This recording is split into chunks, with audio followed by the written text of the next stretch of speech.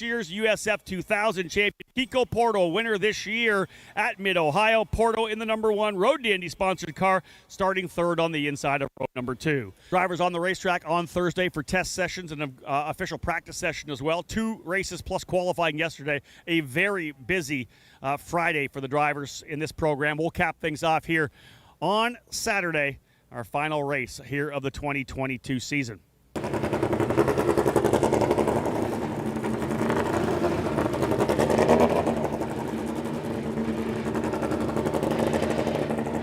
Here they come out of turn number 12. Time to go racing for the last time here in 2022. From here, we look forward to the 2023 season. They're lined up nicely out of turn number 12. The long crawl down to the start-finish line. Drivers getting ready to spool up into the staging position. Now we can punch off. It'll be all in the hands of Reese Gold. Green, green, green. Racing. Down into turn number 1. They'll go 3 wide, make it 4-5. Big lock up there. Louis Foster trying to hold the spot. One driver cutting through. Reese Gold able to hold the position coming through there. The driver's doing good. One driver did have to cut the track. I think that was Louis Foster. Foster having to cut the track in turn number 1. He's going to go to the very tail of the field. So Louis Foster's going to come from the back here after locking it up and going through. The ability to do that with the championship already locked and loaded. Didn't have to worry about getting the title done here, but he will have work to do to get himself potentially back to the podium. Up front, it is Reese Gold, P1. And here comes his teammate, Anam Ahmed, going down to the bottom of the racetrack to try to get to the inside of Kiko Porto, who has gone to second. Porto second, Ahmed third, and here comes Nolan Siegel as well. Siegel is going to go to the outside. They'll go side by side, rather, coming in through 10, 11, and 12. Who's going to get it? I think Siegel's got the spot. Indeed, he does. Siegel able to get the position. He'll go to third. 4th spot now is Ahmed. I think Jack William Miller potentially up into P5. So great job for Jack William Miller up into 5th position. We'll give a shout out to his sister Jillian, who broke her back and is at home watching her brother here. So hope all is well. Hope you're on the quick recovery. Again, that's Jack William Miller's sister. Oh, there's another lockup right there further in the field. A couple drivers taking evasive maneuvers. A couple of Jay Howard drivers. Braden Eves and maybe Salvador de Alba as well has gone off there. So we'll see how that plays out. You can't improve your position coming through there. Nonetheless, drivers finally settling in. We'll give you a full field rundown when we can. But let's bring in our driver analyst, Jace Denmark for Pabst Racing. Jace, I'll tell you, great start to the weekend with a win. You had yourself right in the middle of a championship fight, but not much you can do when you're the pole sitter and you get taken out in the first corner back-to-back races. Yeah, what can you do? That's it. Yeah, I just did everything to the best of my ability, and that's what luck gave us. So strong season all told. Won a bunch of races, put yourself in the position to be able to win a championship. I know you weren't able to get that title to walk away with it, but you got to have some confidence moving forward, knowing the fact that you have the ability to run up front. Yeah, super happy about how the whole season was, even with a pretty poor ending. Yep. But just, happy to have the experience and all that I've learned this season to bring it forward with me to, whatever life brings. So that's it. We'll see what Jace Denmark does for 2023. We'll come back and talk to him momentarily, chat a little bit about the racetrack. You can see some good racing further back, some side-by-side action. I believe that is Juven Sundaramurthy. He is scrapping it out here with Jordan Missig and his teammate and Braden Eves as well, as he's trying to work his way forward. Eves, and I believe it was potentially maybe Flack that cut through there as well. Trying to figure out which drivers cut through the track. Marcos Flack started 15th, now runs in the 7th position. I don't know whether he was able to get cleanly through the opening couple of corners, but Marcos Flack back up into P7 after starting at the tail of the field. It's over a second lead now for Reese Gold in number 55 as he looks to continue on here. A win in the last race for Reese Gold. Came in 2nd place in race 1. A win in race number 2, trying to back it up with another victory here. Really didn't have an opportunity to go for the championship coming in. All Louis Foster had to do really was start all 3 races to win the championship. In race number 1, a finish of 11th or better was going to get the job done. He scored the victory, which is the way to do it in a championship battle like this. Foster the champion. But Reese Gold's been impressive. 2nd place in the points. Got that locked and loaded. And we'll head on to the Indy Lights program in 2023. Right now it's Gold, Porto, Siegel, Ahmed, and Miller are the top 5. De Alba up to 6th, Flack 7th, Green 8th, Missig 9th, and Braden Eves rounding up the top 10. Louis Foster's got by 4 cars already. He is now up into the 11th position. So Louis Foster on the move. Let's talk about track condition, Jace. 91 degrees, I believe, was track temp. It's not as warm as it was yesterday. 91-degree track temp, only, I think, 72 or 73 out there right now. How was the racetrack with all that IndyCar rubber going down? Yeah, it was a lot better. Obviously, ARCA ran the night before, Yep. and it's got a whole night to settle down. So I had some understeer in like 4, but most of the track was pretty grippy. It's a good conditioned racetrack for some solid passing opportunities. Really good rubber down brake lines. I like that. When you, as I said, when you get the rubber down brake lines, you're able to go really hard into the corner, allow the car to stick as you're working your way through. And some of the lines here, as the driver's coming to pit lane, someone driving into pit lane right now, one of the J. Howard driver development drivers has moved their way into pit lane. And I want to say that may be a drive-through penalty if someone cut in at the end. That could be very interesting here for sure. We'll see what happens and who actually is pulled into pit lane has fallen down. I think that might have been Marcos Flack, yeah. Marcos Flack, who started 15th, went up to 7th. I have to believe they may have said, listen, you cut that corner, you can't improve your position like that. A drive-through, I believe, for Flack. He still is in pit lane right now. We'll see how that plays out. Here comes Marcos now, yeah. Flack back out onto the racetrack. And again, falling to the tail of the field. It's Luis Gold out front, though, 1.1 seconds from Kiko Porto. He was only about a 10th quicker than Porto last time by. But Kiko having a good run as the D-Force drivers now running 2nd and 3rd. Kiko Porto and Nolan Siegel. Some exciting racing, Phil, throughout this entire weekend. And you know, actually, that start was a lot better than we thought it was going to be. It was the second best start of the weekend. Yeah, indeed. We obviously saw a lot of chaos even in this Indy Pro 2000 class.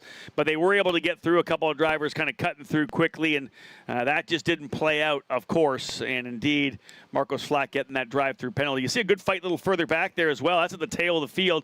That, I believe, will be Yuvan Sooner, Murthy, Jonathan Brown, Bajoy Garg, and Lindsey Brewer. That is 11th, 12th, 13th, and 14th.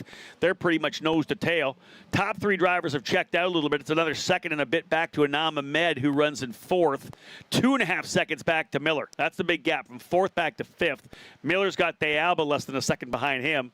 So drivers really just settling in for the first 5 laps of this 30-lap contest. And again, this will cap off the Indy Pro 2000 Championship for 2022. We'll have our championship banquet tomorrow evening for both USF 2000 and Indy Pro. The top rung of the road to Indy. Indy Lights, of course, heading down to WeatherTech Raceway, Laguna Seca. Linus Lundqvist looking to try to lock down that championship here this weekend. Matthew Brabham trying to step things up and keep the fight to him. So not quite done there in Indy Lights, although, as we know, Linus Lundqvist from HMD Motorsports has looked very strong throughout this season. The momentum on the side of Matthew Brabham coming off that victory at Worldwide Technology Raceway, but too little too late potentially for Brabham to steal that championship away. Gold now leading by 1.4 seconds. Kiko Porto 2nd, Siegel, Ahmed, and Miller still the top 5.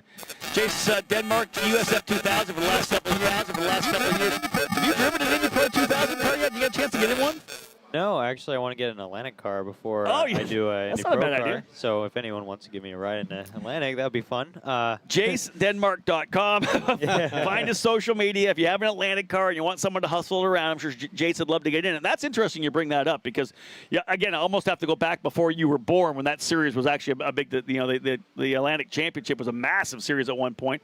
And really drivers back then when there wasn't so many rungs of the ladder, you went from USF 2000 right to Atlantic, right to IndyCar at that point, Champ Car. So an interesting car for sure. Do you know of one you want to get in? Do you know anybody, or are you literally just throwing it out there right now? I was just throwing it out. I mean, the one person I know is like Cahill. I ran a 1600 car with them. Yep. Just to prep for some USF 2000 stuff. And listen, one of your guys at Pabst Racing, Tony Casamet's pretty darn good in an Atlantic car, that's for sure. Oh, yeah, he's pretty good in anything. In anything, exactly right. Tony look at Casamet's. that.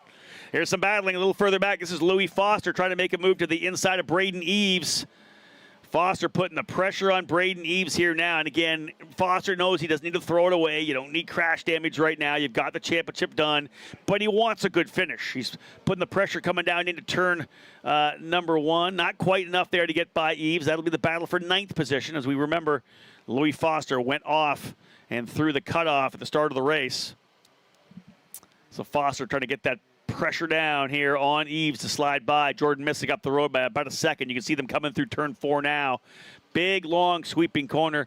It's kind of an interesting start to this racetrack, isn't it, Jace? You go through the tight 1, 2, 3, but then the big, long, sweeping right hand. Or how is that? Is it tough on the arms, being that long duration right hand corner? I mean, it depends on the car you're driving too. So I don't think it's too much of a deal. You go through there pretty quick, but Yep. it is a large amount of time that you can make up. So the faster you go through there, the easier it is on you, really. So let's focus on this. What is the most physical corner? What's the toughest corner physically at this racetrack? I would say the 456 It is. complex. Yep. Yeah. Indy Pro 2000 cars, a little bit heavier steering, more downforce, bigger tires than the USF 2000 car. So we'll check back in with Jace next year after he's run an Indy Pro car. We'll ask him what he thinks about hustling around here.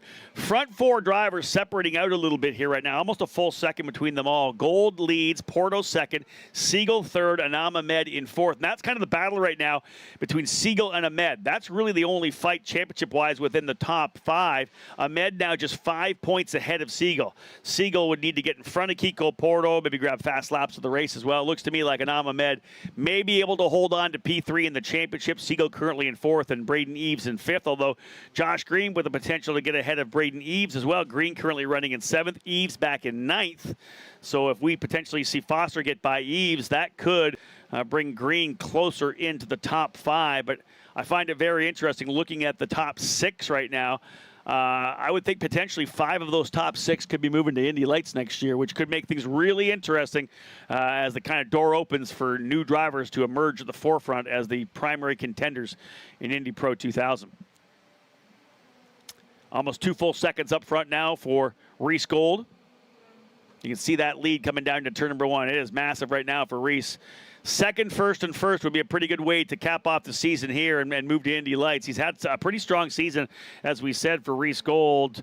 2 wins coming into the weekend. But the funny thing is, very consistent. Only 4 podiums coming into the, actually only 3 podiums coming into the weekend. He actually finished first at Barber Motorsports Park, won on the road course at the Indianapolis Motor Speedway, and finished second on the oval at Indianapolis Raceway Park. Everything else kind of like 4, 5, 6, 7 kind of results for Reese, but it was the consistency. He doesn't have any of those really crazy bad races. He finished 10th in the second race at St. Petersburg, but after that, everything's really been that, top 5, top 7 kind of stuff. So, although not lightning fast, not winning 4, 5, or 6 races, not doing a big streak of podiums like Louis Foster has, it was the consistency that allowed him to work his way to P2 in the championship. Just doesn't have that chink in the armor that some of the other drivers may have had. And, Jace, you'll say this as well. A very consistent season for you, a couple of race wins, as we know. But, man, you were just always in the top 5. Yeah, those are the ingredients you need to win a championship, right? So reducing your risk in most of the races is how you do it, and just it's what you have to do. I can still hear the dejection in your voice, man. I love having you in here in the booth. I appreciate you wanting to come in to be with us here. But, man, tough one for Jace, as we know. Had a great weekend coming in, pole position, good speed throughout the weekend, and just that contact from behind in both race number 2 and race 3. That'll be something that'll take a while for him to kind of, put behind him. But, again, just a talented driver we've been able to watch here throughout the 2021 and 2022 seasons. Let's see who makes the move here now. Gold, the fastest driver on the racetrack. Jack William Miller actually has got the second fastest lap with a 109.260. He is 2.7 seconds behind Anam Ahmed. Both those drivers turning 109.5s last time by. So I don't see Miller closing up that much on Ahmed at this point here, but he's got enough room over Salvador de Alba that could be a good top 5 finish here for Miller. Foster finally able to get by Braden Eves, as that is second and third. There's third and fourth, fifth, sixth. There is 7th. That is Green. 8th is missing, and here comes Louis Foster. Foster in 9th position. What's he get this time by in terms of speed to Jordan Missig? That would be the fight for 8th. He was 0.6 of a second faster than Missig, back by 0.6. So you got to think next time down into turn number 1, we could see a battle here for P8. That would be Jordan Missig in the Pabst Racing number 19, trying to make a move to the inside, or rather hold off the move to the inside from Foster. Even sooner, Murley and Jordan Missig, the 2 drivers, the rookies, have done the whole season for Pabst Racing. Colin Kaminsky, a veteran Indy Pro driver, started the season off, is now looking to Indy Lights. So Pabst Racing's had a couple of rookies in the car here throughout the 2022 season. Second-year drivers in USF 2000 with Jace Denmark, joins me here in the booth, and Miles Rowe, of course. Those drivers finishing 2nd and 3rd in the USF 2000 championships. What do you got? Oh, here's a side-by-side battle. I said turn number 1. Jace Denmark picked that one up already. That's a solid path. That's getting strongly out of those corners, that 4, 5, 6 combination through turns 7 and 8. That seems to me like a tough place to make a pass down into turn number 10. Yeah. Leading championship, Yeah. maybe wouldn't do that. But, yeah, it's a pretty high-risk place to put the car. But, he made it work, so congrats to him. I think Louis Foster's just got so much confidence in the race car right now. The stress off from the championship, right? He's already won the title. He's not worrying about it right now. The relationship that he had with his engineer, John Hayes, throughout the year really kind of developed over the first half of the season, and they've just been clicking all the way through to the end of the season. When you've got a driver who's got confidence in the race car, man, it's so fast. Going back to Jace, though, I'm so impressed by listening to him, the confidence he has, the way he handled today. Whatever he does in the future, you can just tell he's going to be great at it. Agreed.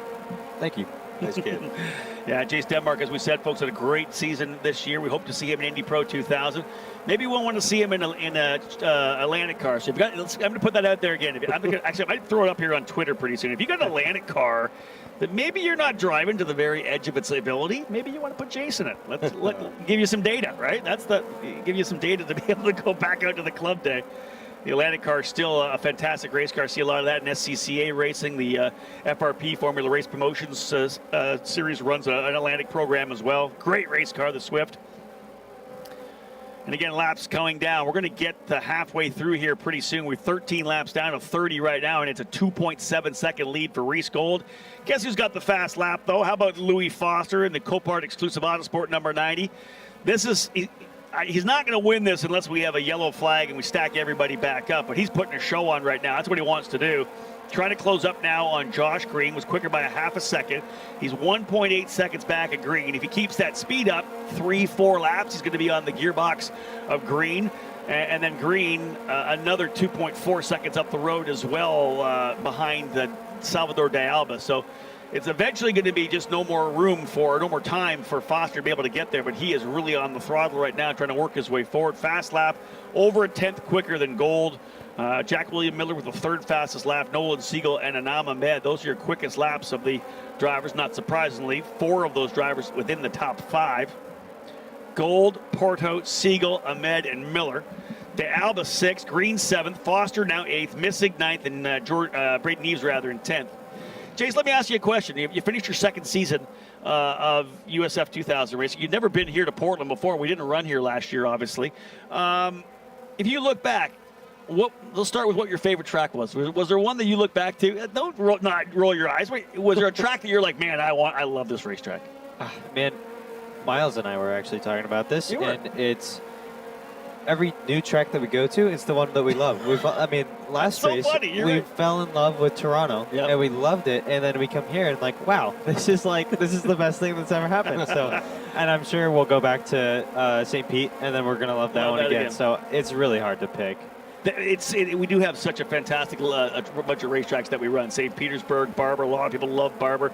Of course, racing at the Indianapolis Motor Speedway is a treat. Anytime you're able to come under the bridge and emerge into the amazing racetrack that is IMS. And of course, people love Toronto. Everybody loves Road America. Who doesn't love Road America, man? That has to be my favorite. All around.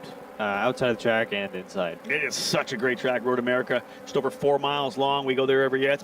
We had been away from that track for a number of years. IndyCar coming back a few years ago, and man, America's National Park of Speed, they call it, is absolutely beautiful.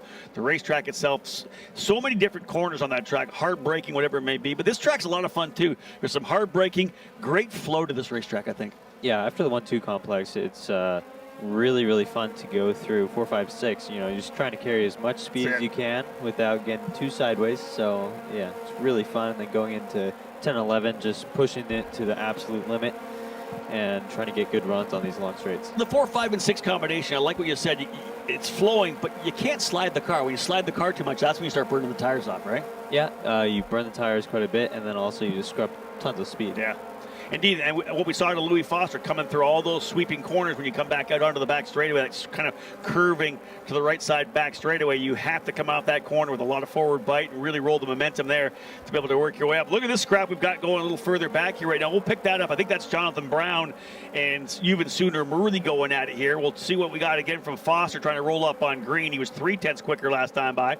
Louis Foster now to within a second of Josh Green for the 7th position. Josh Green's closing up to Salvador de Alba as well.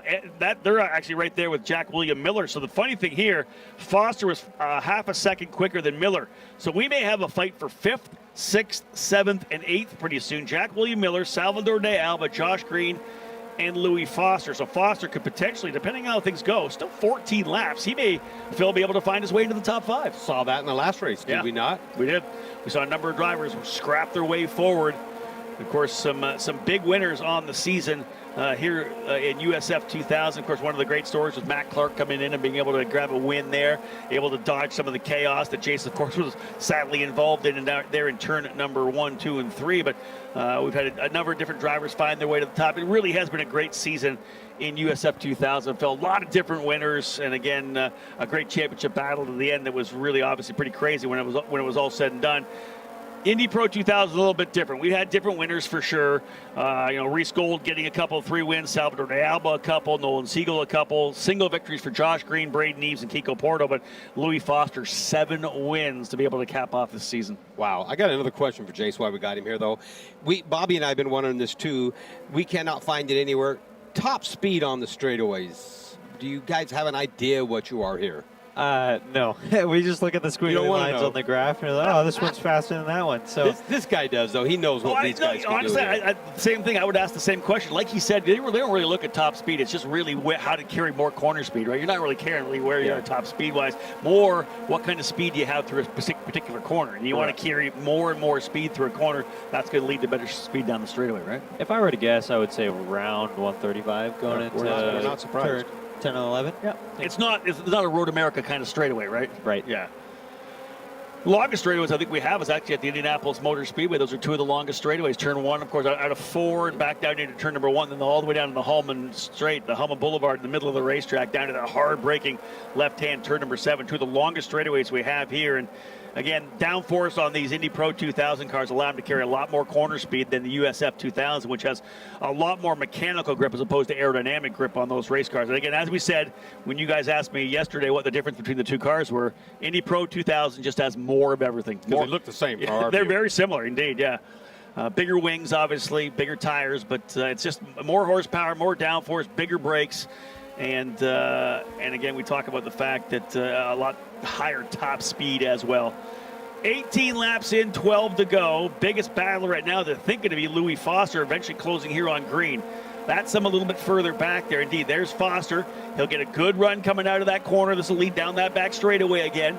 Into turn through 9 here, into 10 and 11. Foster, is he close enough to throw it in the bottom here? Does he think about it? No. He'll get right on the gearbox, though, coming through 10, 11, and 12. How much fun is that corner? Oh, it's amazing. It's seriously one of the greatest 2 corners in the country. And watching you guys go through in the cold weather when it was greasy on Thursday, you guys were just throwing it in there and it's wiggling all over the place. Amazing. Oh, here's a big block to the bottom.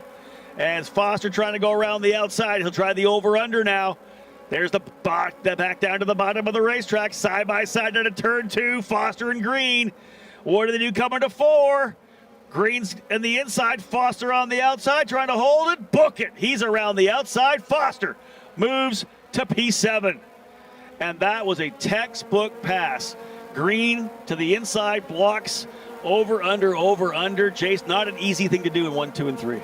No, it is not. But carrying that speed into 4 on the preferred line is definitely optimal for that situation. And that's the key, right? The preferred line. Exactly. Outside of that line, you're going to be able to get more grip there. If you can pinch a driver down off the actual rubber, off the racing line into what may be a dirtier part of the racetrack. He's going to have to check up a little bit to make that corner, and that's what Louis Foster was able to do. Move Josh Green now back into the 8th spot. Foster goes up into 7th, and that's probably going to give Braden Eves a little bit of wiggle room because he's fallen back into the 10th spot. Eves and Green battling it out for the final position within the top 5. 144 points back of Foster for Eves, and Green only 6 points back. Right now, Porto and De Alba tied on the racetrack for 7th place in points, but De Alba with 2 wins to Porto's 1 would give him that position.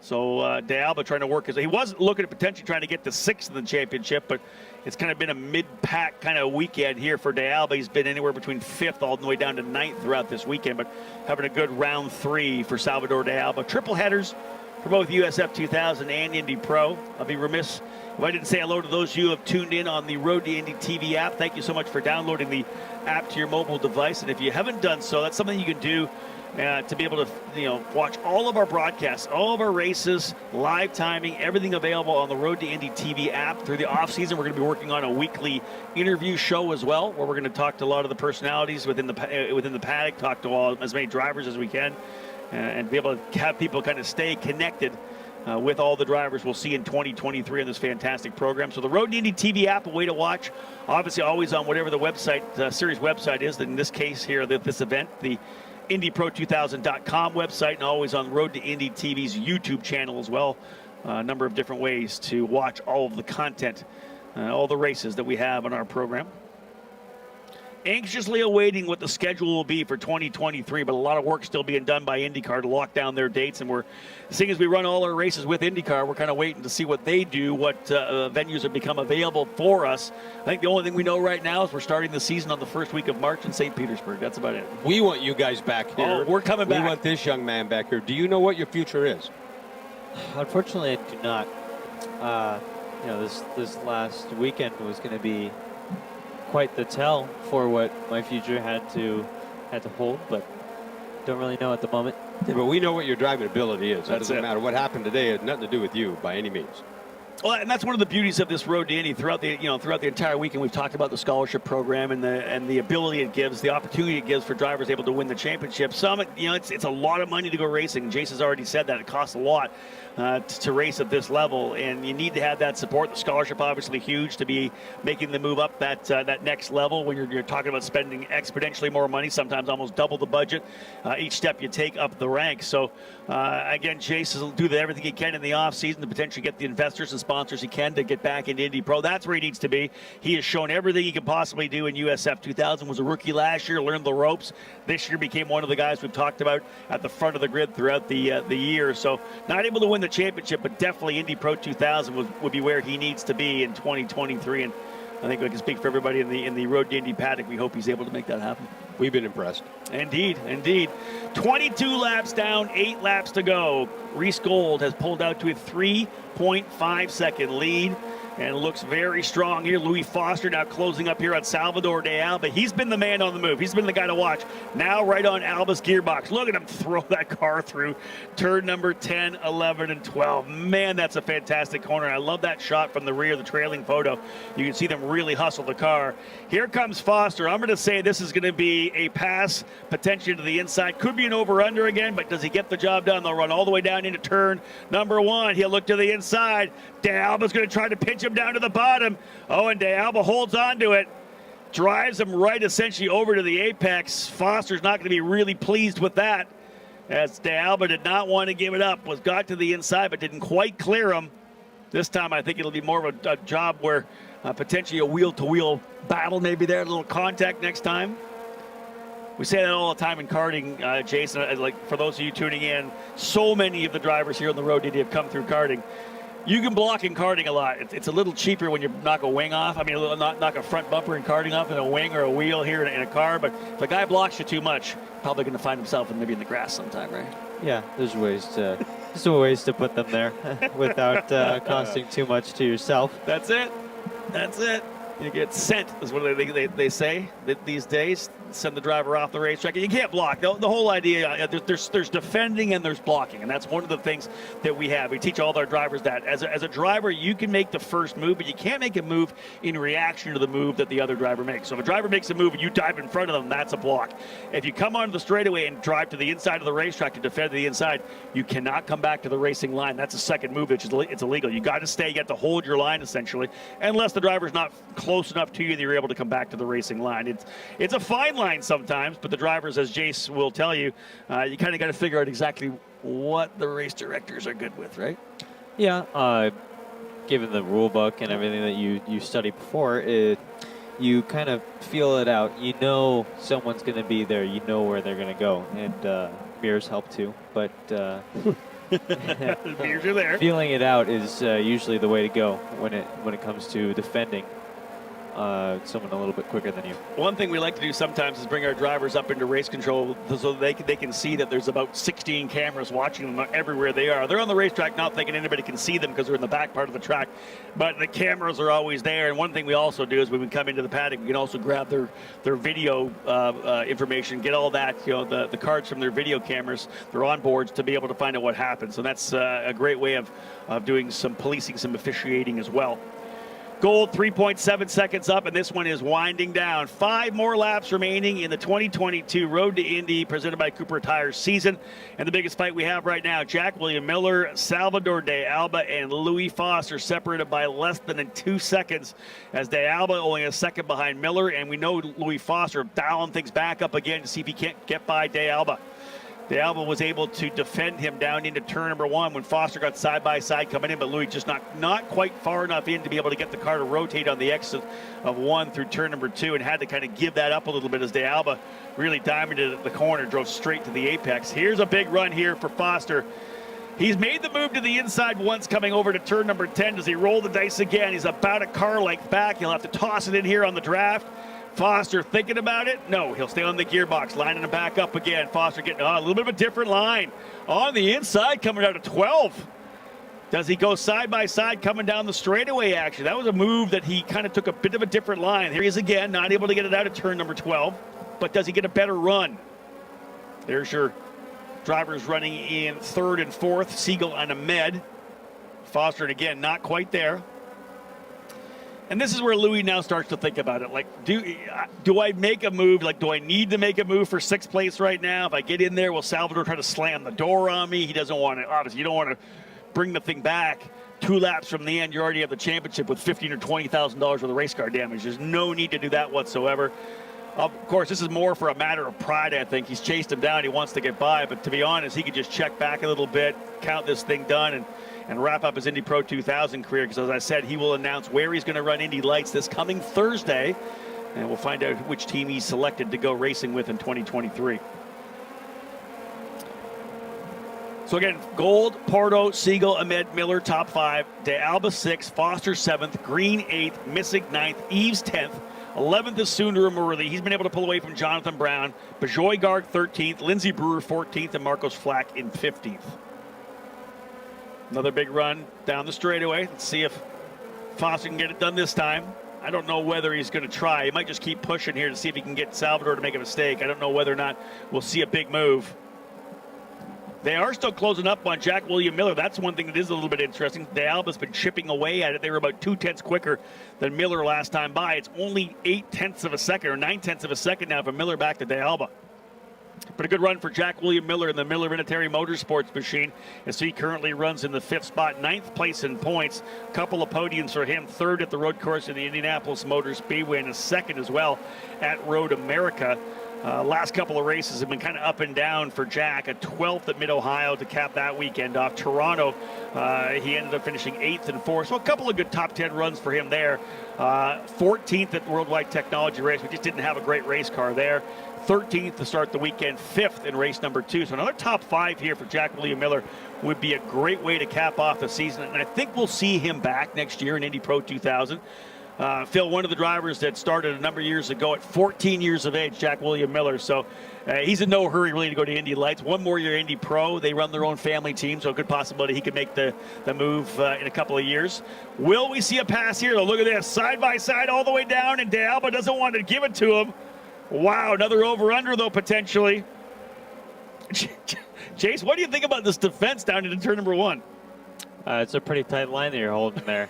Indeed. You know, you got at some point you got to look at the risk versus reward for Louis Foster. Yeah. I mean, if you're gonna battle this guy, or you're gonna wait it out and catch Miller and see how that goes into play, you got to look at the big picture here. So let's see what he does here. I'm with you on this. I think he got a great run there, and I think he's expecting potentially De Alba not to be so defensive, like not actually be so aggressive on the defense. Salvador's trying to hold on to the spot. He's running 6th position.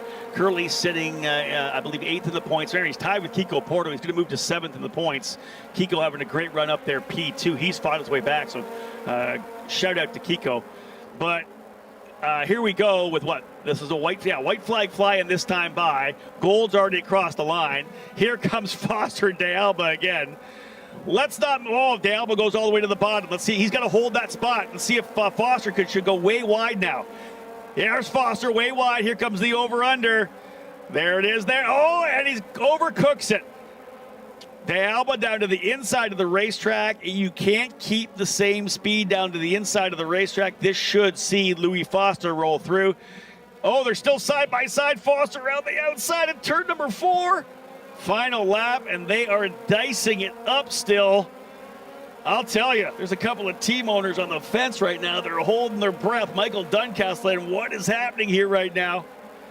And that's the bottom line, Jace. You can't go to the inside like that and have the same speed. He obviously couldn't make the corner.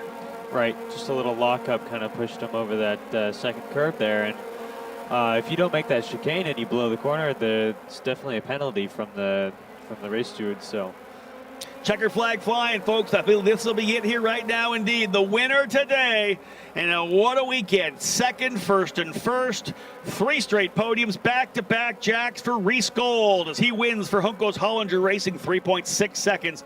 The margin ends up finishing 60 points behind Louis Foster, but 52 points, 52 points, I believe, ahead of Anam Ahmed. So Juncos Hollinger Racing 2nd and 3rd in the championship standings. There's Ricardo Juncos right there. Still work to do for Ricardo as the IndyCar Series will race tomorrow with Callum Ilott in their IndyCar machine. But Gold with the win over Kiko Porto. D-Force Racing 2nd and 3rd. They'll be pleased with that as well. Kiko Porto, who's had a strong second half of the season, he ends up in 2nd spot. Last year's champion in the USF 2000 program has got better and better second half of the season as a rookie here in Indy Pro. Again for D-Force Racing, Kiko Porto finishes 2nd. And a unique opportunity to present a trophy, Michelle Kish, the COO of Anderson Promotions, will come and give Kiko Porto his trophy here. Michelle's very embarrassed to be up here. I just want to say this right now. That's why she doesn't like doing this. Everybody give a round of applause for Michelle, please. Thank you so much, Michelle. And the courage it takes. Drivers doing a great job here today. And again, look at these young drivers here. They, what, are they 18? Couple 18-year-olds and a 16-year-old, 17-year-old in Kiko Porto. Unbelievably impressive. And again, great to see both Nolan Siegel and Reese Gold, who started with us 4 years ago when they were 14 years of age in USF 2000. And seeing what they're able to do here now is absolutely impressive. Champagne flying. Let's have some celebrations here. Kiko Porto's got a good spray going on. Oh, Siegel's pretty good at it, too. Reese Gold, folks, back-to-back wins, 2nd place in the championship. What a fantastic weekend for the Miami, Florida driver for Juncos Hollinger Racing. Wow. That's FYI. They're 18 and 17, so it's actually sparkling cider. Unbelievably sticky as well.